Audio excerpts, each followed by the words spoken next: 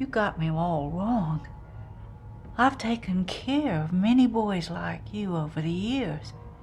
I don't have a problem with Negroes. Okay, fuck this. You know, it's occurred to me that these Halloween-themed reviews haven't been scary enough, so forgive me if I borrow something from an old Cell Prog episode. Now that's terrifying. That being said, they made another fucking chainsaw movie. The Texas Chainsaw Massacre franchise has been a bit confusing, and I wouldn't blame you if you didn't know what's what. It's by no means essential that you do so, but basically the one that came out this year is part 5 to the original franchise. You know, the one that concluded back in the 90s. There is also a Michael Bay remake, a prequel to that remake, and another prequel and standalone sequel to the original. So that's 3 continuities right there. Why we needed another movie is baffling, but I got a feeling that this one has something special about it. Sorry, big gun makes you uncomfortable.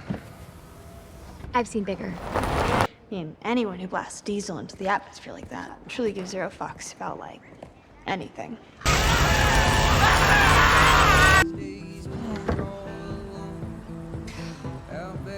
Oh, I get it. Social media obsession and other up-to-date themes.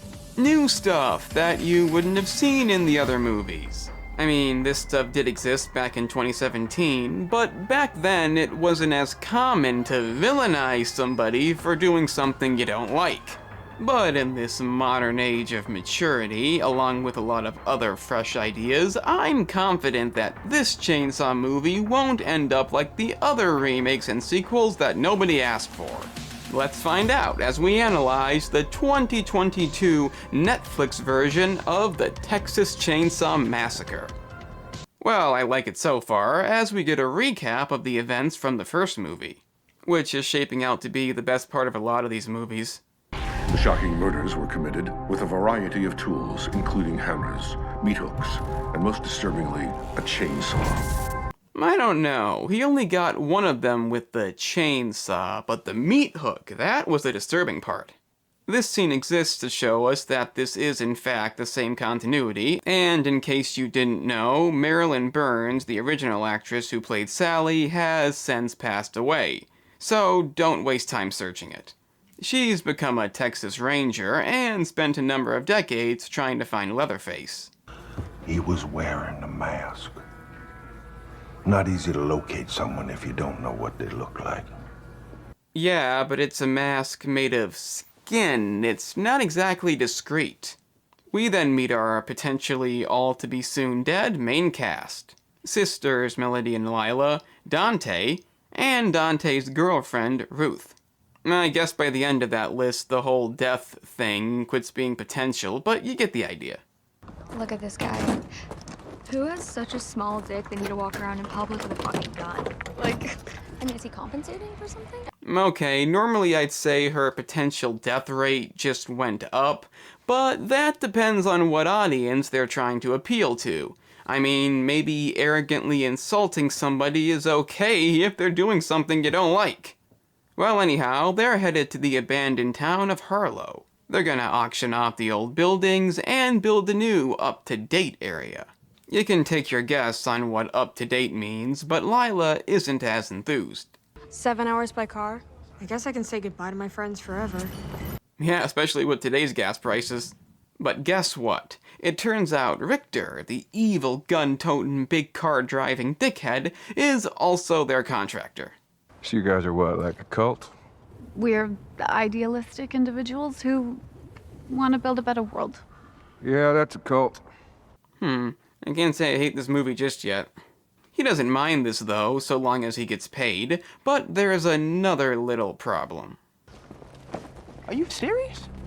I don't know about this. I mean, yes, it is portrayed as a negative thing, but you've seen how bad censorship can get these days.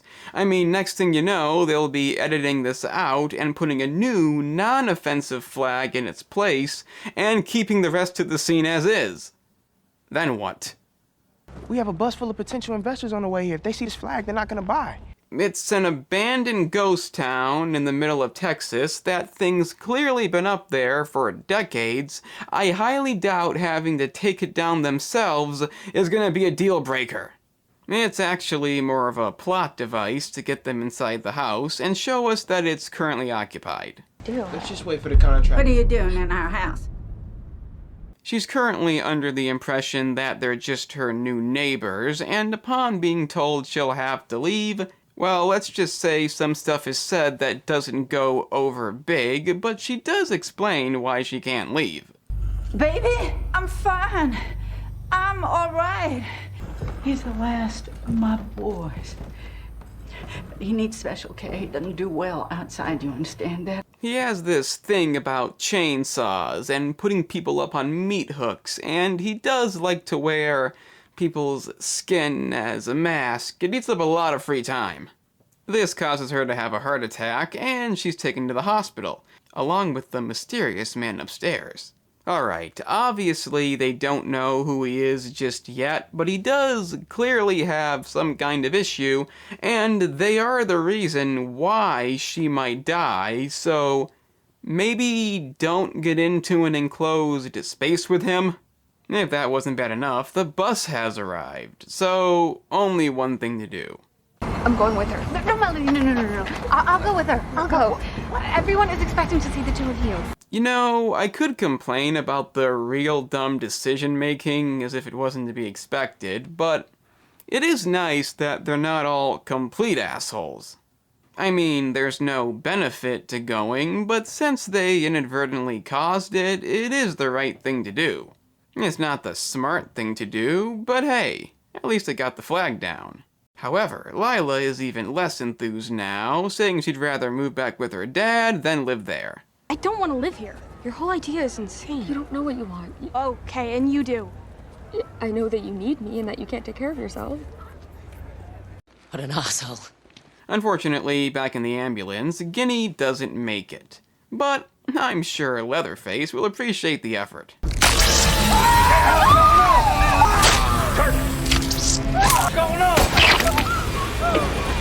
Or he'll just kill them all.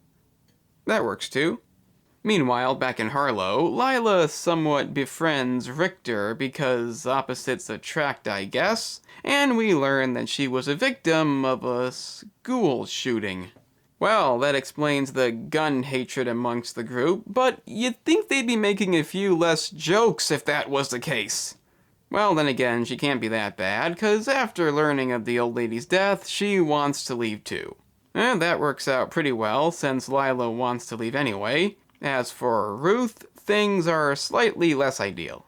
She gets to witness Leatherface's traditional face removal, and is lucky enough to not have him notice that she's clearly moving as he beats the other cop to death. Meaning all she really has to do is wait it out, since he has no intention of checking her, but...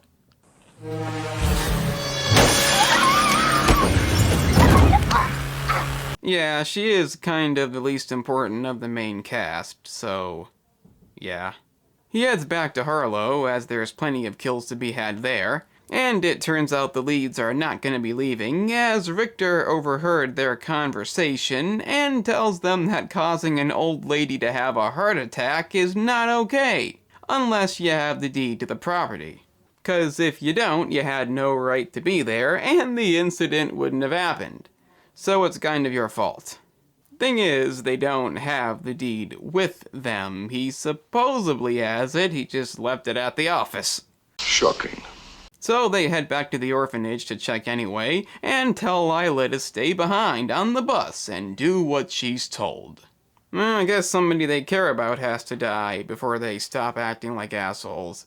Dante's lifespan is obviously very short, so that might do it. Luckily, Sally learns of this and heads out to find Leatherface with a shotgun. Which, as we saw in Motel Hell, does shit against chainsaws.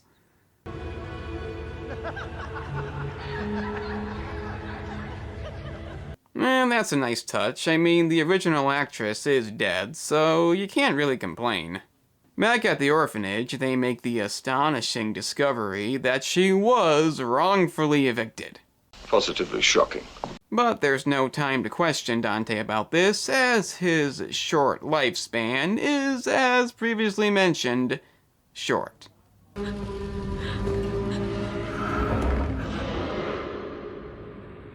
Yet he doesn't check for a pulse. I mean, why? Is it that difficult? He kills people for a living. Is it really that hard? She manages to hide in the closet as Leatherface finally notices the investors outside. I guess he missed them the first time. And thanks to a random thunderstorm forcing them inside the bus, I think we know how that's going to turn out. This does give Melody a chance to escape, but instead she tries to warn them from the window, opposed to just walking outside and telling them. Well, that's a good amount of time wasted. Time to hide in the next best spot, being under the bed. Dante, still not dead yet, manages to get the attention of Richter before finally bleeding to death. Call the cops. You hear me? Keep everyone on the bus. Yes, get everybody inside the bus with only one opening. We wouldn't want anybody to have to walk. And while you're at it, make sure they don't know what's going on, because if they do, they might think about leaving, and that'd be a complete disaster. Leatherface obtains his handy chainsaw right as Richter shows up, and you know what? I don't think Leatherface is going to be a match for the gun-hoarding, pollution-loving Texan. Ha! He doesn't need a gun to beat him. Oh, fuck. Just walk it off, walk it off. Ooh, that's gonna sting. Get up! Get up! Get up! Get up! Get up! Get up! I think he lost. Why did I bet on him? Why did I bet on a guy who probably has 50 million guns and brings a fucking pistol? Fucking $20,000 shot wasted on you, and to top it all off, you didn't even hit the like button, and guess what? Now you can't. And I'm just going to assume that the subscribe button was beyond your capabilities. Well, at least he gives her the keys back at the last minute. That's one good thing. Probably should have done it a bit sooner. And Delilah, despite not knowing what the hell's going on, seems to realize that the bus is not the best idea. Melanie doesn't share the same level of common sense and thinks that jumping on the creaky steps is a better idea than walking on them.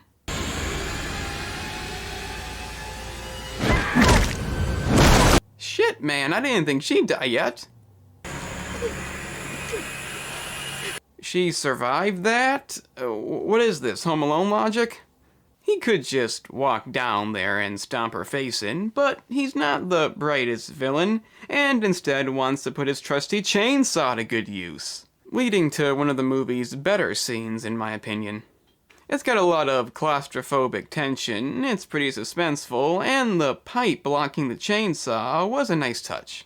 They escape onto the bus with the keys this time, but that doesn't really mean that much when the driver decides to get out and investigate. I'll give you one guess to how they respond to this. This freak show.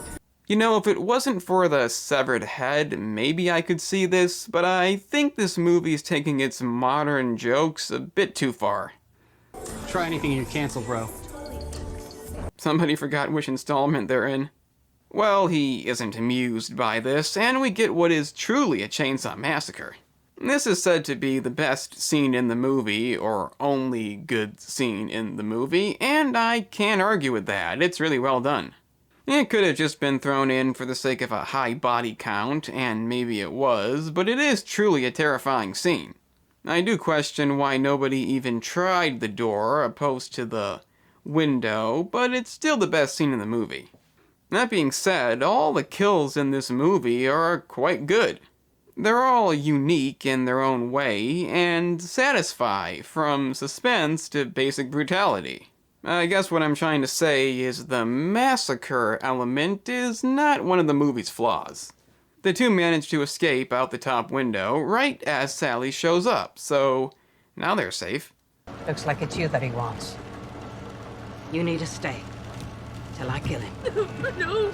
No, I'm pretty sure at this point he's content with killing just about anyone. Yeah, you do have the advantage, but as we've seen, guns do very little good in these movies, despite the fact that the villains can only use melee. I mean, it's not like he's gonna just sit on the bed and let you aim the gun at him. Oh, well, the movie has been criticized for a short runtime, so I guess that's it. I mean, he's not immortal, so no amount of dumb decisions could get him out of this. Say my name. Say you know me. You don't remember me.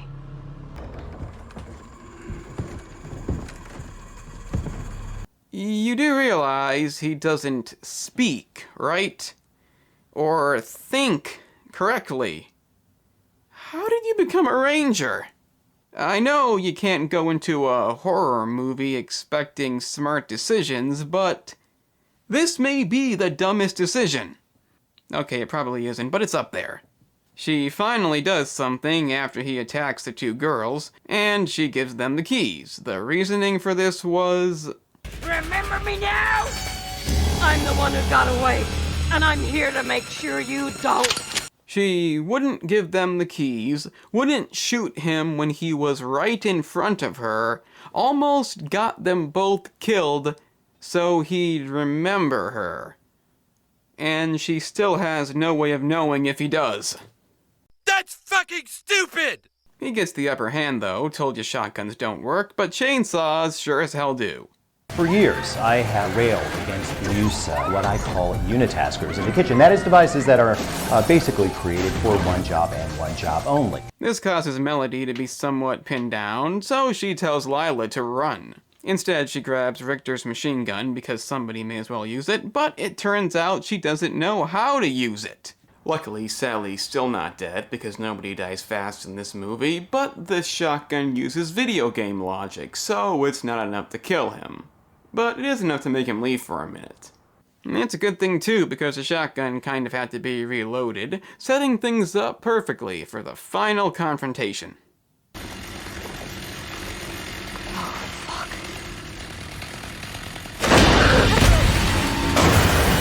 Oh, so now he's intelligent. It's too bad he doesn't know what a pulse means. She manages to come up first, not sure how that happened, but Leatherface has learned waterbending, cause otherwise that wouldn't be physically possible. It's not looking too good, but Melanie shows up. Again, how? And Lila blasts him with the shotgun multiple times. Unfortunately, shotguns don't work on waterbenders, but a chainsaw mildly scraping his face will, sinking him forever. So, it looks like we have a good old happy ending. I mean, it's not that happy. A lot of people just got massacred, but it's happy enough for them to use the self-driving method to slowly drive home.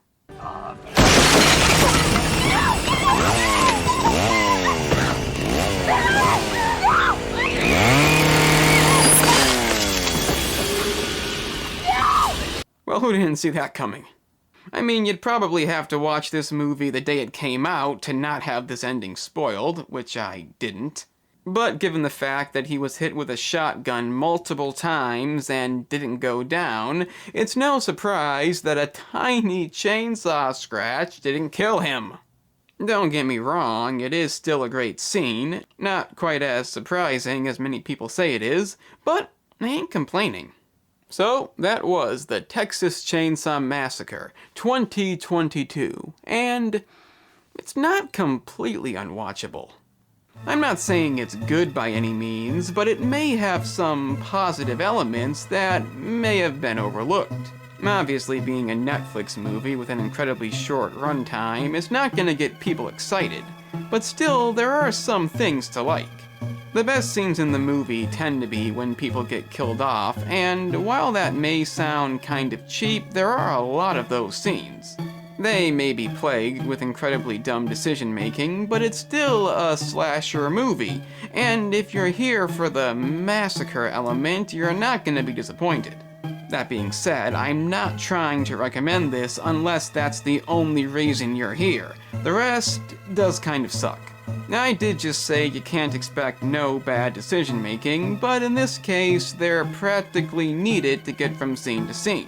And when you bring back a classic character, even if she's played by somebody else, it's kind of insulting having them behave in such an idiotic manner. In the first movie, she was a teenager. In this one, she's a fucking Texas Ranger, whose job is not to use people as bait, especially when the reasoning makes no fucking sense. The other characters aren't really that good either. Melanie goes from being an obnoxious bitch to being compassionate because the plot needs her to. Lila, despite being somewhat likable, was given a pointless school shooting background, which really shouldn't be a thing unless it's gonna affect something. Dante and Ruth have no reason to exist apart from being killed off, meaning Richter is the only decent character in the movie. And it's not for any biased reason either, it's just that he has personality traits that he sticks to, he isn't unlikable, and he does something plot relevant that actually makes sense. But if there's one thing I'm kind of mixed on, it would be this movie's concept of being up to date, as you might call it. On one hand, it's by no means one-sided. In fact, it might be leaning more against this stuff when you think about it, as not only did Melanie die because they opted against driving themselves, but Richter essentially died trying to help them and made sure they got the keys back before being killed. Yeah, he did take the keys in the first place, resulting in everyone's death, but at least he had a reason to do it. On the other hand, it doesn't exactly do the film any favors either.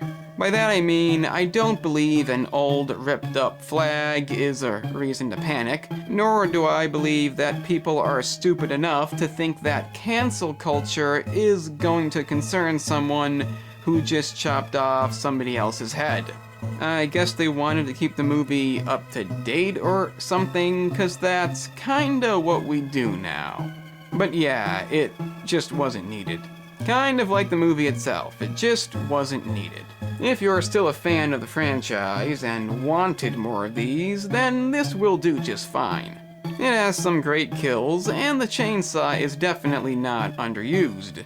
But a basic lack of suspense, a cast of mostly forgettable characters, and a lot of stuff we just didn't need makes this a chainsaw outing that isn't worthy of the main canon. Now the Michael Bay canon, that would have made sense. But anyway, I'm the analyst, and remember kids, a disagreement on something can be handled with kindness and understanding. Telling somebody they have a small dick is never the answer. So, you made it to the end, an impressive feat indeed. Since you managed that, consider checking out the gaming channel, in which I cover a variety of gaming topics, like in-depth gameplay, and analysis videos like this one. If you want to see that, then press the link in the description. It's that simple.